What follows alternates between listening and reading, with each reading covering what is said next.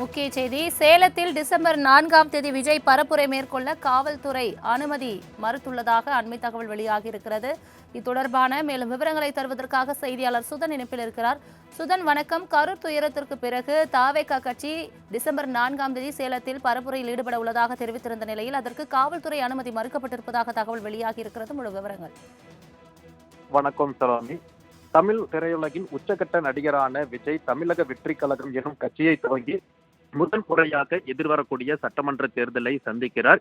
இந்த நிலையில் கட்சி தொடங்கியது முதலே மாநாடுகள் மூலமாக மட்டுமே மக்களை சந்தித்து வந்த விஜய் கடந்த செப்டம்பர் மாதம் 13ஆம் தேதி முதல் சனிக்கிழமைகள் தோறும் மக்களை நேரடியாக சந்தித்து பரப்புரை மேற்கொண்டு வந்தார். திருச்சியில் இருந்து அவருடைய இந்த பரப்புரை பயணம் என்பது துவங்கியது. இந்த நிலையில்தான் கடந்த செப்டம்பர் 27ஆம் தேதி கரூரில் நடைபெற்ற விஜய் பரப்புரையின் போது ஏற்பட்ட அசம்பாவிதத்தில் 41 பேர் உயிரிழந்தனர். அதனைத் தொடர்ந்து அவருடைய பரப்புரை பயணம் என்பது தற்காலிகமாக நிறுத்தி வைக்கப்பட்டிருந்தது. இந்த நிலையில் மீண்டும் அவருடைய பரப்புரை பயணம் மேற்கொள்வது குறித்து நடைபெற்ற மாவட்ட செயலாளர்கள் கூட்டத்தில் சேலத்திலிருந்து அவருடைய அடுத்த பரப்புரை பயணத்தை துவங்கலாம் என பல்வேறு மாவட்ட செயலாளர்கள் மற்றும் நிர்வாகிகள் கருத்து தெரிவித்ததன் அடிப்படையில் கட்சி நிர்வாகிகள் இன்றைய தினம் சேலம் மாநகர காவல் ஆணையாளர் அலுவலகத்தில் இது தொடர்பாக கோரிக்கை மனு ஒன்றை அளித்திருந்தனர்.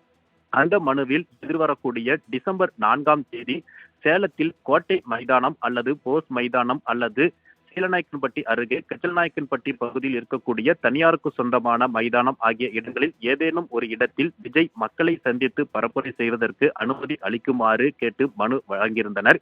இந்த நிலையில் குறிப்பாக அந்த வரக்கூடிய டிசம்பர் 4ஆம் தேதி கார்த்திகை தீபம் என்பதன் காரணமாக திருவண்ணாமலையில் நடைபெறக்கூடிய நிகழ்ச்சிக்கு சேலத்தில் இருந்து போலீசார் வழக்கமாக பாதுகாப்பு பணிக்கு செல்வது வழக்கம். அதே போல் சேலம் மாநகர பகுதியில் இருக்கக்கூடிய வழிபாட்டு தலங்களிலும் தேவையான பாதுகாப்பு பணியில் போலீசார் ஈடுபடுவதன் காரணமாக அன்றைய தினம் அவர்களுக்கு அனுமதி அளிக்க இயலாது என தெரிவிக்கப்பட்டிருக்கிறது.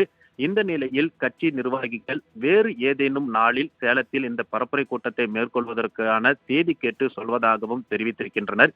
ஏற்கனவே 4ஆம் தேதி தலைமையில் இருந்து உரிய தேதி ஏதும் தற்போது வரை வெளியிடப்படாத நிலையில் சேலம் மத்திய மாவட்ட நிர்வாகிகள் வரக்கூடிய 4ஆம் தேதியில் சேலத்தில் இந்த பரப்புரை கூட்டத்தை நடத்துவதற்கு அனுமதி கோரியிருந்தனர்.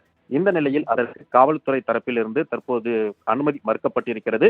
மாற்று நாளில் அவர்கள் தலைமையில் ஆலோசித்து மாற்று நாளில் அவர்கள் அனுமதி கோர இருப்பதாக தகவல்கள் கிடைக்கப்பட்டிருக்கிறது. தங்களின் முழு விவரங்களுக்கு நன்றி சுதன்.